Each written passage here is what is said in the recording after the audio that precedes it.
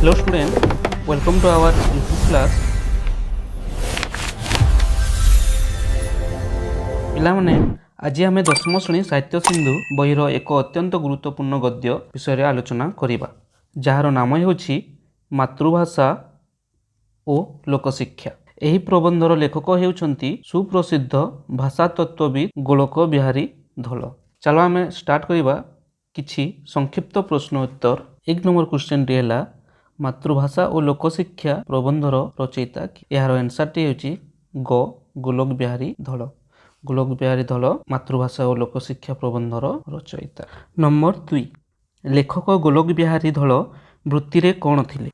ଏହାର ଆନ୍ସରଟି ହେଲା ଗ ଅଧ୍ୟାପକ ଓ ଭାଷାତତ୍ତ୍ୱବିତ୍ ଥିଲେ। ନମ୍ବର 3, ଗାନ୍ଧିଜୀଙ୍କ ମତରେ କେଉଁ ମଧ୍ୟରେ ଶିକ୍ଷା ଦେଲେ ପିଲାମାନଙ୍କର ବୃତ୍ତିର ବିକାଶ ହୁଏ? ଏହାର ଆନ୍ସରଟି ହେଲା ଗ ମାତୃଭାଷା। ଗାନ୍ଧିଜୀଙ୍କ ମତରେ ମାତୃଭାଷା ମାଧ୍ୟମରେ ଶିକ୍ଷା ଦେଲେ ପିଲାଙ୍କ ବୃଦ୍ଧି ବିକାଶ ହୁଏ। ନମ୍ବର 4, ମାତୃଭାଷା ପରିବର୍ତ୍ତେ ଅନ୍ୟ ଭାଷାରେ ଶିକ୍ଷା ଦେବା ଦ୍ୱାରା ଛାତ୍ରମାନଙ୍କର କେତେ ବର୍ଷ ନଷ୍ଟ ହୁଏ ବୋଲି ଗାନ୍ଧିଜୀ କହିଛନ୍ତି? ଏହାର ଆନ୍ସର ହେଲା ଖ 6 ବର୍ଷ। ମାତୃଭାଷା ପରିବର୍ତ୍ତେ ଅନ୍ୟ ଭାଷାରେ ଶିକ୍ଷା ଦେବା ଦ୍ୱାରା ଛାତ୍ରମାନଙ୍କର 6 ବର୍ଷ ନଷ୍ଟ ହୁଏ ବୋଲି ଗାନ୍ଧିଜୀ କହିଛନ୍ତି।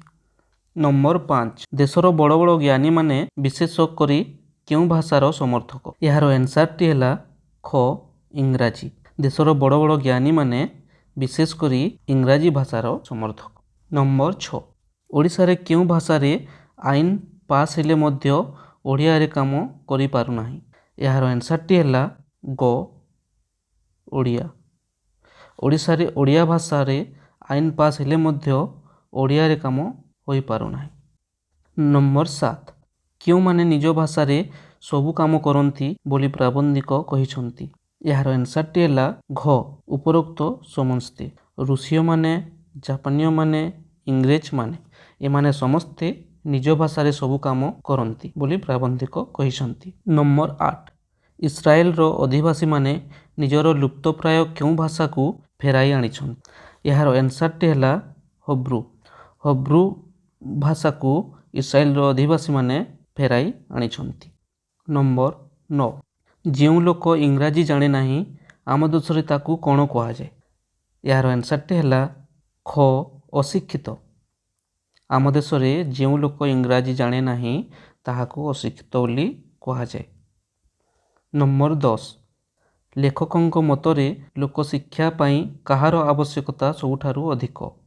ଏହାର ଆନ୍ସରଟି ହେଲା ଖ ମାତୃଭାଷା। ଲେଖକଙ୍କ ମତରେ ଲୋକଶିକ୍ଷା ପାଇଁ ମାତୃଭାଷାର ଆବଶ୍ୟକତା ସବୁଠାରୁ ଅଧିକ। ନମ୍ବର 11, ଭାଷା ସମସ୍ୟା କେବଳ ଭାରତରେ ନୁହେଁ ପୃଥିବୀର ଅନ୍ୟାନ୍ୟ ଦେଶରେ ମଧ୍ୟ ରହିଛି। ଏହି ଉକ୍ତିଟି କାହାର? ଏହାର ଆନ୍ସରଟି ହେଲା ଗ ଲେଖକଙ୍କର।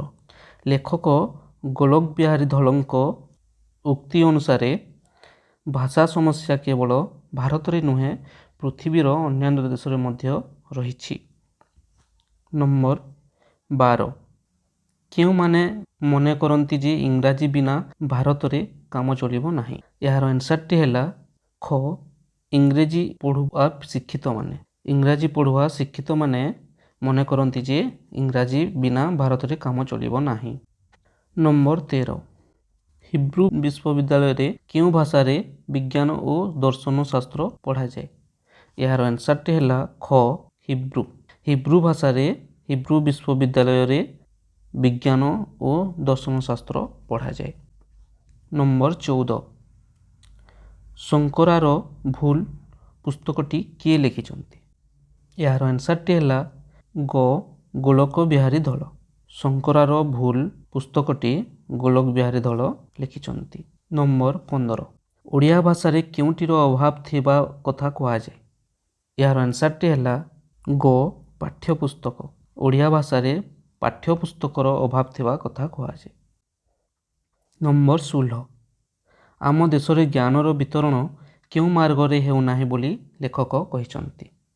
ଏହାର ଆନ୍ସରଟି ହେଲା କ ଉପରୁ ତଳକୁ। ଆମ ଦେଶରେ ଜ୍ଞାନର ବିତରଣ ଉପରୁ ତଳକୁ ହେଉନାହିଁ ବୋଲି ଲେଖକ ଗୋଲକ ବିହାରୀ ଦଳ କହିଛନ୍ତି। ନମ୍ବର 17 ଇଂରାଜୀ ଭାଷା ପ୍ରଭାବରେ ଆମ ଦେଶରେ କେଉଁ ଦୁଇ ଶ୍ରେଣୀ ମଧ୍ୟରେ ପାଚେରୀ ସୃଷ୍ଟି ହୋଇଛି? ଏହାର ଆନ୍ସରଟି ହେଲା ଖ ଶିକ୍ଷିତ ଓ ଅଶିକ୍ଷିତ। ଇଂରାଜୀ ଭାଷା ଦ୍ୱାରା ଦୁଇ ଶ୍ରେଣୀ ମଧ୍ୟରେ ପାଚେରୀ ସୃଷ୍ଟି ହୋଇଛି, ସେଇଟା ହେଉଛି ଶିକ୍ଷିତ ଓ ଅଶିକ୍ଷିତ।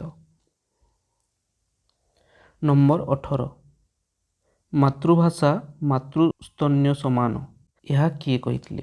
ଏହାର ଆନ୍ସରଟି ହେଲା ଖ ମହାତ୍ମା ଗାନ୍ଧୀ। ମହାତ୍ମା ଗାନ୍ଧୀ କହିଥିଲେ ମାତୃଭାଷା ମାତୃସ୍ତନ୍ୟ ସମାନ। ନମ୍ବର 19 କେଉଁ ସମସ୍ୟା ସମାଧାନ ନହେଲେ ଲୋକଶିକ୍ଷା ଅସମ୍ଭବ? ଏହାର ଆନ୍ସରଟି ହେଲା ଖ ଭାଷା ସମସ୍ୟା। ଯଦି ଭାଷା ସମସ୍ୟା ସମାଧାନ ନହେଲେ ଲୋକଶିକ୍ଷା ଅସମ୍ଭବ। ନମ୍ବର 20 ଇଂରେଜମାନେ ଏ ଦେଶ ଛାଡ଼ିବା ପରେ ମଧ୍ୟ ଆମେ କାହାକୁ ଛାଡ଼ି ପାରୁନାହୁଁ? ଏହାର ଆନ୍ସରଟି ହେଲା ଇଂରାଜୀ ଭାଷା।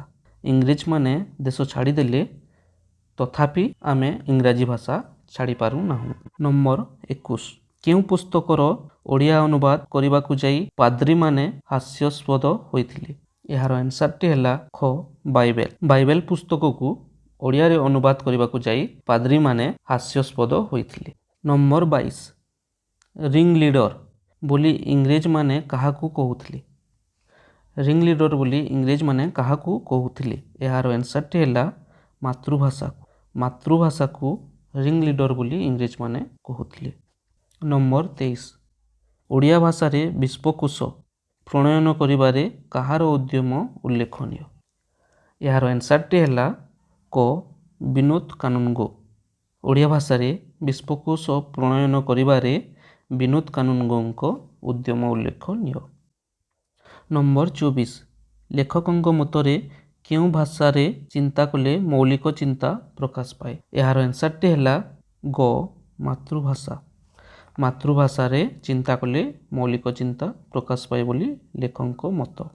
ନମ୍ବର 25 ଲୋକଶିକ୍ଷାକୁ ବ୍ୟାପକ କରିବା ପାଇଁ ଲେଖକ କାହା ଉପରେ ଗୁରୁତ୍ୱ ଦେଇଛନ୍ତି? ଏହାର ଆନ୍ସରଟି ହେଲା କ ପାରିଭାଷିକ ଶବ୍ଦ ସୃଷ୍ଟି। ଲୋକଶିକ୍ଷାକୁ ବ୍ୟାପକ କରିବା ପାଇଁ ପାରିଭାଷିକ ଶବ୍ଦ ସୃଷ୍ଟି ଉପରେ ଗୁରୁତ୍ୱ ଦେଇଛନ୍ତି।